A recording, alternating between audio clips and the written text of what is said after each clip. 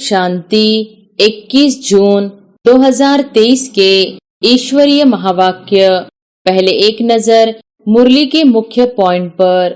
बाबा ने कहा, बच्चे भिन्न भिन्न गांव से कितना दूर देश से आते हैं, विलायत से भी आएंगे। किस लिए? कोई चीज देखने के लिए नहीं। आत्माएं अथवा जीव आत्माएं आती है मात पिता से मिलने। मात पिता भी है दूर देश का रहने वाला। यह रावण का देश है। यह अकासुर, बकासुर, पूतनाएं, शूर्पणखाएं, हिरण्यकश्यप आदि सब इस मनुष्य सृष्टि के मनुष्यों पर नाम है। असुरों का कोई दूसरा रूप नहीं है।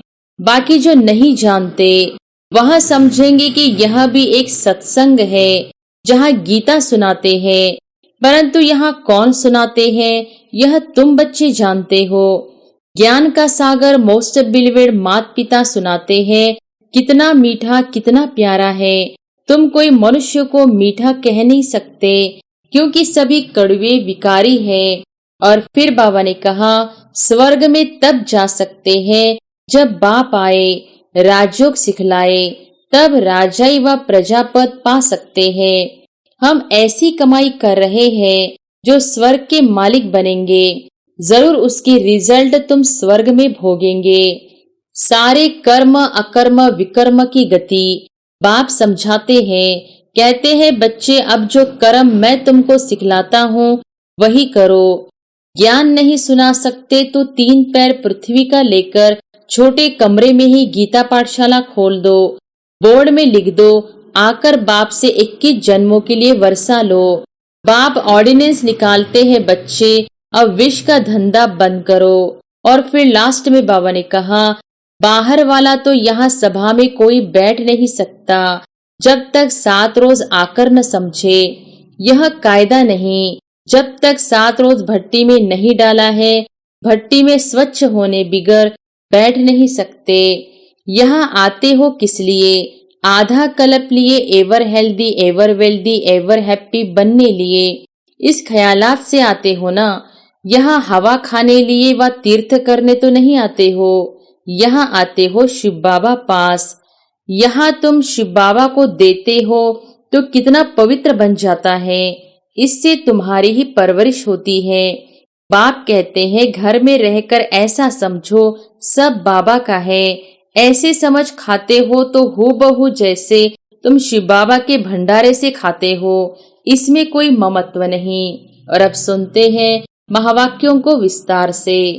मुरली का सार। मीठे बच्चे, तुम ज्ञान सागर बाप के पास आते हो सम्मुख मिलन मनाने, बादल भरने। तुम यहाँ कोई तीर्थ करने व पहाड़ी की हवा खाने नहीं आते हो। प्रश्न है, गृहस्थ व्यवहार में रहते हुए किस विधि से चलते रहो तो एवर हेल्दी बन जाएंगे? उत्तर है, एवर हेल्दी बनने के लिए सदैव बाबा बाबा कहते रहो। तुम्ही से खाओ, तुम्ही संग घूमो, सब कुछ बुद्धि से बाप हवाले कर दो। ऐसा समझ कर चलो कि हम शिव बाबा की परवरिश के अंदर पल रहे हैं। किसी भी चीज में ममत्व न रहे। अर्पण करके उसके हुक्म से खाओ तो सब पवित्र हो जाएगा और तुम एवर हेल्दी बन जाएंगे। गीत है, दूर देश का रहने वाला आया देश पर आए। ओम शांति। दूर देश के रहने वाले पास बच्चियां मिलने आती है। बच्चियां कोई तीर्थ पर नहीं आती है। वह पहाड़ी पर हवा खाने नहीं आती है। मनुष्य तो पहाड़ों पर जाते हैं हवा खाने, परंतु बच्चे यहाँ पर आते हैं मात पिता पास मिलने। यह जानते हो, मात पिता दूर देश के रहने वाले आते हैं पराये देश में। क्यों आते हैं? स्वर्ग रचने। उनसे मिलने लिए बच्चे भिन्न भिन्न गांव से कितना दूर देश से आते हैं। विलायत से भी आएंगे। किस लिए? कोई चीज देखने के लिए नहीं। आत्माएं अथवा जीव आत्माएं आती हैं मात पिता से मिलने। मात पिता भी है दूर देश का रहने वाला। अब तुम किसके आगे बैठे हो? माता पिता के सामने बैठे हैं जिससे स्वर्ग के सुख मिलने हैं, परंतु उनकी मत पर चलने से, इसलिए श्रीमत का इतना गायन है। भगवान उवाच, श्रीमत गाई हुई है। ब्रह्मा, विष्णु, शंकर की श्रीमत का गायन नहीं है। सबसे श्रेष्ठ माता पिता है जिसका गायन करते हैं। इस सृष्टि के रचयिता माता पिता का आह्वान करते हैं कि इस छीछी पतित दुनिया में आओ, हमको पावन बनाओ।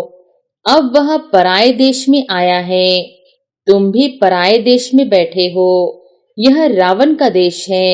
यह अकासुर, बकासुर, पूतनाएं, शूर्पणखाएं, हिरण्यकश्यप आदि सब इस मनुष्य सृष्टि के मनुष्यों पर नाम है। असुरों का कोई दूसरा रूप नहीं है, न देवताओं का कोई दूसरा रूप है, न चार भुजाएं हैं। है तो वह भी मनुष्य और देवताएं भी मनुष्य, परंतु देवताओं का पावन देश में पुनर्जन्म था। सतयुग त्रेता जैसे ईश्वर का घर है। स्वर्ग में आते हो तो अपने घर में आते हो। अब हो पराये घर रावण के घर में, तो बाप आकर तुमको रावण के घर से छुड़ाते हैं, लिबरेट करते हैं। आधा कल्प तो तुम माया के देश में पुनर्जन्म लेते रहते हो। सतयुग त्रेता में तो राम राज्य अर्थात ईश्वर का राज्य है, क्योंकि ईश्वर ने स्थापन किया है। आधा कल्प वहां पुनर्जन्म लेते आए। आधा कल्प रावण के राज्य में पुनर्जन्म लिया। अब बच्चों को समझ पड़ी है कि हम किसके सामने बैठे हैं। यह टीचर भी है, सदगुरु भी है। तुम माताएं भी टीचर हो, सदगुरु भी हो। तुम भी पढ़ाती हो मनुष्य से देवता बनाने लिए। अब तो तुम आसुरी संप्रदाय से दैवी संप्रदाय बन रहे हो।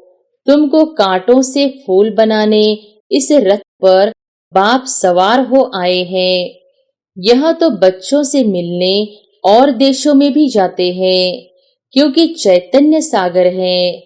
जड़ सागर तो नहीं है जो डुबो दे। नहीं, यह चैतन्य है, गायन है। आत्मा परमात्मा अलग रहे बहुकाल, तो परमात्मा भी आते हैं, तो उनसे मिलने आत्माएं भी आती हैं। कहां कहां से बच्चियां आती हैं, बाप भी चक्र लगाते हैं। भक्तों ने तो जहां तहां मंदिर बनाए हैं, जैसे क्राइस्ट के जड़ चित्र भी बनाते हैं। अब वह तो है देहधारी, और जो भी ब्रह्मा विष्णु शंकर देहधारी हैं, इन सब से ऊंचते ऊंचे भगवान। उनको अपना शरीर नहीं है, उनको तो सभी बाप कहेंगे। परम पिता, गॉड फादर, उनको तो न स्थूल शरीर है न सूक्ष्म शरीर है। आते भी है जरूर, कैसे आते हैं यह सब भूल गए हैं। ऐसे तो नहीं कहेंगे श्री कृष्ण पतित पावन है, न श्री कृष्ण के शरीर में आकर पावन बनाते हैं। तो श्री कृष्ण भगवान वाच रॉन्ग हो गया। श्री कृष्ण के मुख द्वारा क्या रचे? क्या देवताएं? नहीं, पहले तो ब्राह्मण चाहिए, उसके लिए ब्रह्मा चाहिए। नहीं तो ब्रह्मा का ऑक्यूपेशन कहाँ? श्री कृष्ण का नाम लगाने से ब्रह्मा की बायोग्राफी गुम हो जाती है। श्री कृष्ण द्वारा सतयुग स्थापन किया तो ब्रह्मा का ऑक्यूपेशन ही गुम कर दिया। परंतु तुम बच्चे जानते हो, जो यहाँ आते हो, बाकी जो नहीं जानते वह समझेंगे कि यह भी एक सत्संग है, जहाँ गीता सुनाते हैं। परंतु यहाँ कौन सुनाते हैं यह तुम बच्चे जानते हो। ज्ञान सागर मोस्ट बिलवेड मात पिता सुनाते हैं। कितना मीठा, कितना प्यारा है। तुम कोई मनुष्य को मीठा कह नहीं सकते, क्योंकि सभी कड़वे विकारी हैं। बाप उनको पावन बना रहे हैं। तो ऊंचे ते ऊंचे भगवान। उसके बाद जो भी मनुष्य होकर गए हैं, अभी वह सब पतित हैं। जब तक बाप आकर पावन न बनाए तो सब पति दुखी रह जाते हैं। जैसे मनुष्य कहते हैं कलयुग हजारों वर्ष का है, यह तो इम्पॉसिबल है। महाभारी लड़ाई सामने खड़ी है जिसमें मुक्ति जीवन मुक्ति के गेट्स खुलते हैं। तब तक कोई मुक्ति जीवन मुक्ति में जा नहीं सकते। सभी यहाँ भटकते रहते हैं जैसे भूल भुलैया है। सभी ठोकर खाते रहते हैं, दरवाजा मिलता नहीं। चाहते हैं मुक्ति जीवन मुक्ति के गेट में जाए। कोई मरता है तो भी कहते हैं स्वर्गवासी हुआ, परंतु यह तो नरक है। स्वर्ग में तब जा सकते हैं जब बाप आए, राजयोग सिखलाए, तब राजाई व प्रजापद पा सकते हैं। अब यह है कमाई। कहते हैं ना, इसने कौन सी कमाई की जो यह इतना साहूकार बना। तो सतयुग के देवताओं ने कौन सी कमाई और कब की जो यह ऐसे बने। जरूर कलयुग के अंत में की होगी, तब सतयुग में बने। अब तुम जानते हो हम ऐसी कमाई कर रहे हैं जो स्वर्ग के मालिक बनेंगे। जरूर उसकी रिजल्ट तुम स्वर्ग में भोगेंगे। अब तुम कलयुग और सतयुग के संगम पर हो, उनको अलग युग कर दिया है। सारे कर्म अकर्म विकर्म की गति बाप समझाते हैं। कहते हैं बच्चे, अब जो कर्म मैं तुमको सिखाता हूँ वही करो। इसको कलयुग नहीं कहेंगे। संगम युग का किसको पता नहीं है। जब सतयुग से त्रेता होता है तब भी किसको पता नहीं पड़ता कि सतयुग त्रेता का संगम पास हो रहा है। यह पीछे गाया जाता है कि सतयुग में फलाने राज्य करते थे, त्रेता में फलाने राज्य करते थे, द्वापर हुआ तो देवी देवता वाम मार्ग में चले गए। यह सब अब तुमको पता पड़ता है। यह ज्ञान और कोई में नहीं है। तुम ही वर्ल्ड की हिस्ट्री ज्योग्राफी पढ़ते हो। तुम्हारे पास एम ऑब्जेक्ट है।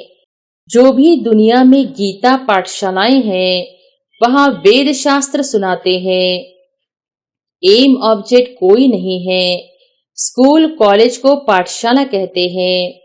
वह पढ़ाई फिर भी सोर्स ऑफ इनकम है।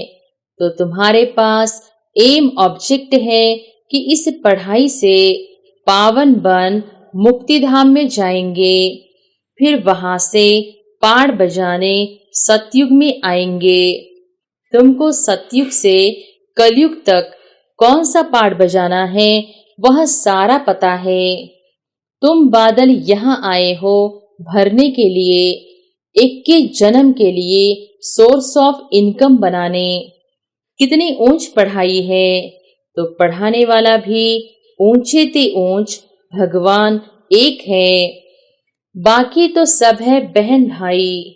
ब्रह्मा सरस्वती, शंकर पार्वती, विष्णु सब इनके बच्चे हैं। बच्चों को बच्चों से वर्षा नहीं मिलता है, वर्षा बाप से मिलता है। जो जैसा पुरुषार्थ करेंगे वैसा वर्षा मिलेगा। और पुरुषार्थ कितना सहज है।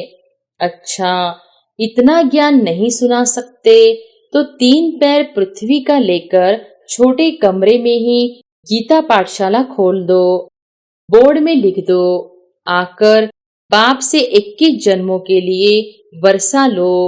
छोटा बोर्ड ही लगाओ, उसमें लिखो कि 21 जन्मों के लिए स्वर्ग की बादशाही तुम्हारा ईश्वरीय जन्म सिद्ध अधिकार है। भले आकर पूछो, तुम जिसको मात पिता कहते हो वह तो जरूर स्वर्ग का रचता है, तो तुमको जरूर स्वर्ग का वर्षा मिलना चाहिए। वह कहते हैं निरंतर मुझे याद करो और सबको भूलो। इनके साथ रहते हुए, सामने देखते हुए बुद्धि वहां लगानी है। बाबा का फरमान मिलता है तो सिर पर रखना चाहिए ना। बाप ऑर्डिनेंस निकालते हैं, बच्चे अब विष का धंधा बंद करो और कोई से बात नहीं करते, बच्चों को ही समझाते हैं। बाहर वाला तो यहाँ सभा में कोई बैठ नहीं सकता जब तक 7 रोज आकर न समझे। कहानी है ना, इंद्रप्रस्थ में पुखराज परी एक पतित मनुष्य को ले आई तो उनको सजा मिल गई। तो यह कायदा नहीं, जब तक 7 रोज भट्टी में नहीं डाला है, भट्टी में स्वच्छ होने बिगर बैठ नहीं सकते। हाँ, कोई बड़े मनुष्य मिलने को आते हैं, सुनते तो है ना, सुबह का क्लास देखे तो ऊपर से पूछकर श्रीमत से बताते हैं, देखते हैं अच्छा है, उल्टा नहीं उठाएगा तो उनको थोड़ा पहले समझाया जाता है, फिर आने की छुट्टी देनी पड़ती है। तुम सबको समझाओ कि यह हमारे माता पिता है जिससे स्वर्ग के सुख मिलते हैं। यह बाप, टीचर, सदगुरु तीनों हैं। तुमको जैसे 3 इंजन मिले हैं, इसी समय तीनों इकट्ठे मिलते हैं। वहां तो अलग अलग मिलते हैं, पहले बाप, फिर टीचर और वृद्ध अवस्था में गुरु करते हैं। अब तुम किसकी परवरिश के नीचे हो? शिव बाबा की, क्योंकि तुम्हारे पास जो कुछ भी है वह शिव बाबा को अर्पण किया है। तुम्हारी परवरिश जैसे कि शिव बाबा के भंडारे से होती है। तुमने अपना सब कुछ शिव बाबा को दान किया है, अब उनसे ही तुम पलते हो। कितना पवित्र अन्न मिलता है। ऐसे कभी होता नहीं जो कोई धर्म दान करे उससे ही उसकी परवरिश हो। वह तो जिसको दान करते वह खा जाता है। यहाँ तो तुम शिव बाबा को देते हो तो कितना पवित्र बन जाता है। इससे तुम्हारी ही परवरिश होती है। बाप कहते हैं, घर में रहकर ऐसा समझो सब बाबा का है। ऐसे समझ खाते हो तो हूबहू तुम शिव के भंडारे से खाते हो। इसमें कोई ममत्व नहीं। बाप का समझते हो, बाप का दिया हुआ है, बाप को अर्पण किया हुआ है, उनके हुक्म से खा रहे हैं। भले बैठा घर में है परंतु शिव के भंडारे से खाते हैं। कहते हो ना, तुम ही से खाओ, तुम ही से घूमो। बाबा बाबा कहने से उनसे योग लगा रहेगा, एवर हेल्दी बन जाएंगे। यह है हेल्दी बनने की सेनेटोरियम। उस सेनेटोरियम में सारी आयु थोड़ी ही रहते हैं, थोड़ा टाइम रहकर चले जाते हैं। यहाँ तो तुम बैठे हुए हो, एवर हेल्दी 21 जन्मों के लिए बनते हो। यहाँ आते हो किस लिए? आधा कल्प लिए ever healthy, ever wealthy, ever happy बनने लिए। इस ख्यालात से आते हो ना। यहाँ हवा खाने लिए व तीर्थ तो करने लिए नहीं आते हो। यहाँ आते हो शिव बाबा पास। बाप भी आते हैं पराये देश पराये तन में। गीता जो गाई हुई है कुछ तो राइट होगा। आह्वान करते हैं बाप के आने लिए, तो जरूर उनको पतित से पावन बनाने लिए आना पड़े। पतित तो नहीं, परमधाम में उनके पास जाएंगे। पावन होने लिए जा नहीं सकते। हर एक भक्त की आत्मा पुकारती है कि बाबा आओ। बाप कहते हैं, मैं आता हूँ सबकी गति सदगति करने। सर्व के ऊपर दया करने वाला सर्वोदया तो एक बाप है ना। कौन सी दया करते हैं? श्रीमत देते हैं। श्रीमत तो मशहूर है, जिस पर चलने से श्रेष्ठ अर्थात स्वर्ग के मालिक बनेंगे। फिर जो जितना डायरेक्शन पर चले, कोई तकलीफ तो नहीं देते। हठयोग करने अथवा तीर्थों पर धक्का खाने की, अमेरिका हो, फिलीपाइन हो, कहाँ भी हो, गृहस्थ व्यवहार में तो रहना चाहिए, परंतु रहते हुए कमल पुष्प समान रहना है। जनक का मिसाल है, तुम्हारा है राजयोग, वह तो कहेंगे स्वर्ग के सुख तो कागविष्टा के समान है, परंतु भारत का राजयोग तो मशहूर है, इसको कोई जानते नहीं। प्राचीन योग तो प्राचीन बाप ही सिखाएंगे। गीता, वेद शास्त्र आदि सब भक्ति मार्ग की सामग्री है। झाड़ को पूरा होना ही है, फिर इसी झाड़ को सब्ज होना है। तो तुम आए हो मात पिता पास रिफ्रेश होने, और घड़ी घड़ी आएंगे, क्योंकि सम्मुख मजा आता है। यहाँ सदा के लिए तो बैठ नहीं सकते, लौ नहीं, अपना गृहस्थ व्यवहार भी संभालना है जरूर। बाकी यह पाठशाला अर्जुन बहुत वृद्धि को पाएगी। यह विघ्न आदि न पड़े तो यह बहुत बढ़ जाए, इसलिए विघ्न पड़ते हैं। 5000 इकट्ठे बैठ कैसे पढ़ेंगे, इसलिए लिमिट है। जिनको बाप सम्मुख देख भी सके, बाप देखते तो आत्माओं को है ना, शरीर को नहीं देखते। जोर से देखेंगे तो उनको शरीर ही भूल जाएगा। चुंबक है ना, तो जैसे अनकॉन्शियस होता जाएगा। अच्छा, मीठे मीठे सिकिलधे बच्चों प्रति मात पिता बाप दादा का याद प्यार और गुड मॉर्निंग। रूहानी बाप की रूहानी बच्चों को नमस्ते। धारणा के लिए मुख्य सार। पहली पॉइंट, ऊंची मंजिल पर जाने के लिए बाप, टीचर, गुरु के रूप में हमें 3 इंजन मिले हैं। सदा इसी स्मृति से आगे बढ़ना है। दूसरी पॉइंट, बुद्धि से सब कुछ बाप हवाले कर उनकी परवरिश के नीचे पलना है। बहुत मीठा पावन बनना है। पतित बने का कड़वापन निकाल देना है। वरदान है, अनुभवों की संपन्नता द्वारा सदा उमंग उत्साह में रहने वाले मास्टर ऑलमाइटी अथॉरिटी भव। अनुभवों की संपन्नता द्वारा सदा उमंग उल्लास में रहने वाले मास्टर ऑलमाइटी अथॉरिटी भव।